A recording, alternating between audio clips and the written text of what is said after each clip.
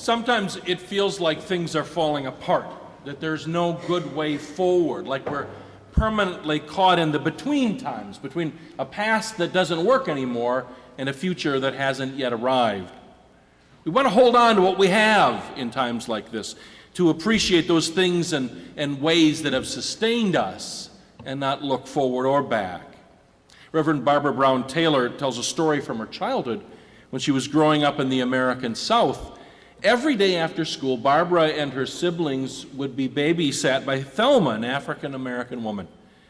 Every afternoon, she'd just sit in a rocking chair reading her Bible while the children did homework or played for the couple of hours before their parents came home. Well, one afternoon, Thelma put down her Bible and told Barbara and her siblings to go get some crayons and blank sheets of paper. Then she told them to draw a picture of their house. A classic southern home with big pillars and a front porch, a large front lawn with oak trees and a white picket fence. As the children drew the house, Thelma encouraged them to include as many details of the house as they could. Well, the kids worked on these drawings for a long time, and when they had finally finished, Thelma said, "Now I want you to draw fire coming down from the sky. Draw the fire licking up the oak trees and the picket fence, those big pillars and the roof. Draw it that way, because that's what's going to happen when the Lord comes back." You can only imagine the reaction of those kids. What has struck Reverend Taylor in the years since then was not just that Thelma was giving the children an early lesson in Christian eschatology, but that for Thelma, this future was something to look forward to. Barbara was too young and naive to appreciate the racial tensions in the midst of which they lived, the segregationist South. They didn't see their living in a nice house as something that might cause resentment on the part of those whose opportunities for a similar lifestyle were minimal at best. A fire of judgment that would one day set all wrongs to right looked good to Thelma. But it felt like a threat to Barbara and her other kids. What looked like a new beginning to Thelma looked like the end of everything to her young charges. This story is instructive to me in these times when it feels like things are crumbling, like the pillars of our social life are being torn down or consumed by fire. Folks like me who tend to lead rather comfortable lives would just as soon avoid trouble and keep things nice and tidy, just the way they are, thank you. But the way things are is also built on a foundation of understandings and arrangements concerning race and gender, class and status that, while it might prove advantageous to me, might be clearly oppressive and harmful to others. One person's destruction is another person's hopeful new beginning. For the pillars of the earth are the Lord's, and on them God has set the world. That's what Hannah sings in our Old Testament reading this morning. She sings in praise of a radical reversal that has taken place. She who was barren and tormented and abused has been blessed with a son and lifted up over her arrogant abusers who have bedeviled her. And she sees in her personal reversal a larger sign of God's redemption for all those who have been oppressed. The bows of the mighty are broken, but the feeble gird on strength. Those who are full have hired themselves for bread, but those who are hungry are fat with spoil. The barren has borne 7, but she who has many children is forlorn. And finally, she sings that this reversal of fortune from a human perspective is really a revealing of God's eternal order of justice. That in the destruction of these human props that were unjust, the real pillars of God's heavenly plan have been revealed.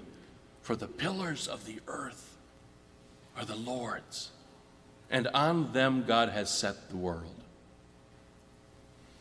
In this time of crumbling foundations, traditional institutions have been under attack.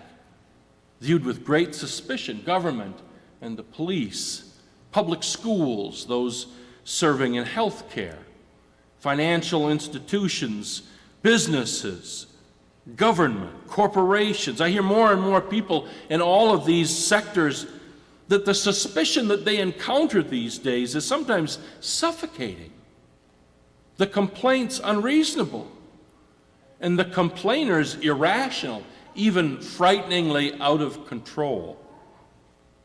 The rising tide of angry voices seems to be directed all over the place and towards all institutions these days. And the institution of the church is very much on this list. Gen Xers, those 32 to 45 years old, and millennials, youth to 32 years old, are notably less churched than previous generations. According to Pew Research, 32% of those 18 to 29 are religiously unaffiliated, compared to 21% of those 30 to 49, 15% of those 50 to 64, and 9% of those 65 and older. You see the trend. Less and less, younger and younger, less and less interested in church. Just 10% of those who describe their current religion as nothing say they're looking for a religion that is right for them. 88% say they've given up. 88%. In our own national denomination, the average age of members of the United Church of Christ congregations is 65. It's estimated between 30 and 40% of our churches will close in the next 15 to 20 years. Like other institutions that have served as pillars of our American society, the institution of the church is seemingly under siege, perhaps even failing. For the pillars of the earth are the Lord's, and on them God has set the world. All of this lagging support for our institutions have led many to decide that they should become an institution of one. They should give up their memberships, confine their hopes and their interests solely to themselves and the small circle of influence that they can directly affect. Doesn't that tempt you? Don't vote. Don't give. Don't join. Don't try. Don't look for something to serve that is larger than yourself. Here's the problem I have with this selfish philosophy. I am a fool. You see, sometimes I fashion myself capable of effecting change, somebody who in his own personal efforts, by myself, can effect real change in this world. And it's not that this desire for change, for the world's transformation, it's not that that's foolish. It's that the confidence I place in myself is foolish. Here's a small but I think telling illustration. 2 months ago, on the eve of a camping trip out to the Rocky Mountains, we finally had to face the fact that our old van, a veteran of 200,000 miles, wasn't going to be able to make that long trip out to Colorado. So we were blessed enough to have the means to buy a new vehicle to replace our 2006 Chrysler. And with a new vehicle came a new technology, or at least new to me, the keyless ignition. You only have to carry the electronic fob in your pocket or purse, and you can start the car with a push of a button. We've had that car for more than 2 months now, let's say 60 days. I've been in and out of that car an average of 3 or 4 times a day. That means I've crawled into the car and started it something like 200 times. And how many times out of that 200 do you think that I didn't reach into my pocket to pull out my key? If you had the over on 1, you were wrong. 0. 0 times. I always pull out my keys every time out of 200. I realize I don't need them, and then I put them back in my pocket. And I'm a change agent in this world? That's the kind of foolish prisoner of habit that I am, and I would suspect many of us are. For I do not do the good I want, but the evil I do not want is what I do. The Apostle Paul put it in Romans. That's why it's absurd to think that I could be a lonely pillar of real change, real hope, real transformation. I can't do it on my own. In fact, even the best among us, the brightest, the most talented, most famous, the politicians and leaders are not fit subjects for our confidence, trust, and loyalty. That's why the psalmist urges us, do not put your trust in princes, in mortals, in whom there is no help. Is there a better time to hear that Bible verse than right now? So, we cannot solely look to ourselves, nor to individual leaders for the hope that we need. So where do we look for help in our quest for real change, real justice, God's eternal intention for our world? Ken Follett wrote a bestseller in 1989, The Pillars of the Earth, based on this passage, or borrowing this phrase from this passage in the Old Testament. It was set in the time of the anarchy, 12th century England's scrambling to find a successor to King Henry I. I've been drawn to this story right now for obvious reasons. Sometimes it feels like we're going through a similar kind of anarchy in this election season. Back in the 12th century, King Henry's only legitimate son had died under suspicious circumstances. His daughter would not be respected enough as a woman to succeed him in the monarchy. So his nephew Stephen went into league with the Catholic Church to become king, and that sparked a long and bitter civil war. These two great institutions, the monarchy and the church, the two great powers of the Middle Ages, tried to act as the two great pillars of English society. But they were founded on corruption and their own yearning for power. Their push and pull back and forth brought out only more disorder and death to the people they pretended to serve. In the midst of these great events in the novel, the author has us follow the service of Tom Builder, whose dream it is to make a great cathedral out of the ashes of a ruined priory in the fictional town of Knightsbridge. We see in his passion and thirst not a yearning for power, but a love of God, and the hope to build something that is truly founded on the glory of God. For the pillars of the earth are the Lord's, and on them God has set the world. And that must be us. What we build here at First Congregational Church, the shared table of hope and love and justice that we offer to one another and to our community, must be set upon the pillar of Christ's presence, Christ's power, Christ's passion. When we give to this church, when we make our pledge of time, talent, and treasure, we're not trying to prop up an institution. We're seeking to build a temple of radical inclusion, of extravagant welcome, of loving outreach and global vision that is founded on Christ's welcome, Christ's loving touch, Christ's vision for a redeemed and transformed world.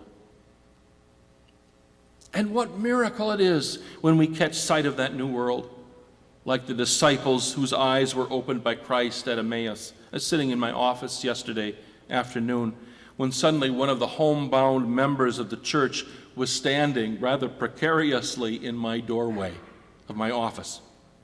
She was breathless. She was exhausted.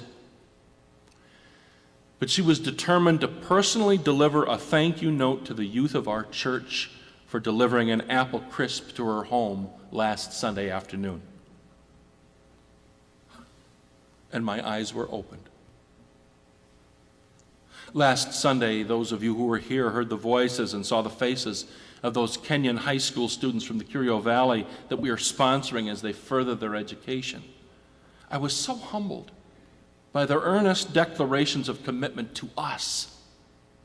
I pledge to you, I will do my best. I will achieve. I will succeed. I will make the most of this opportunity. This is what we heard again and again. It made me think of all the many opportunities I am given in my life every day to do, to change, to share, to make a difference. And how many of those opportunities do I squander? And my eyes are opened.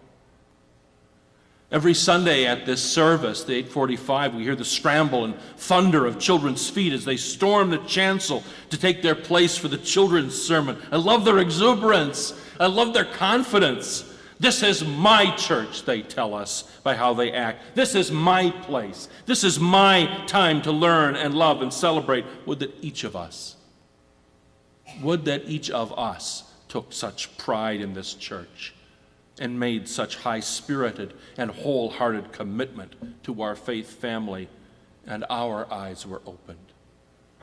When a family at Homeless Connections eats the food that one of us has prepared through the E2F PAN program here at church, they get a taste of Christ's compassion, and their eyes are opened. When a homeless person living in a tent outside Biloxi, Mississippi, sees the caring and commitment of our high school youth and adults, they're catching sight of the Spirit of Christ, and their eyes are opened. When a homebound member welcomes in their friend in Christ for a visit, when someone in our congregation facing a very difficult life transition has a good long talk with a lay member trained as a Stephen minister, when a family in crisis sees one of our pastors walk into the hospital room, then we hope and pray their eyes are opened. That's what the church is supposed to be. Not a club,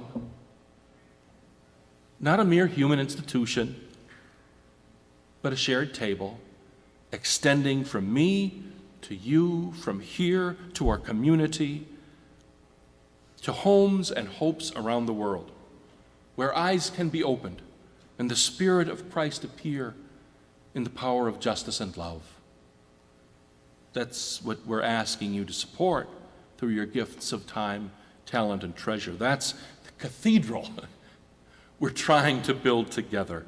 One made not of bricks and mortar, but of caring and compassion, and all upon the foundation of God's love and justice. For the pillars of the earth are the Lord's, and on them God has set the world. Amen.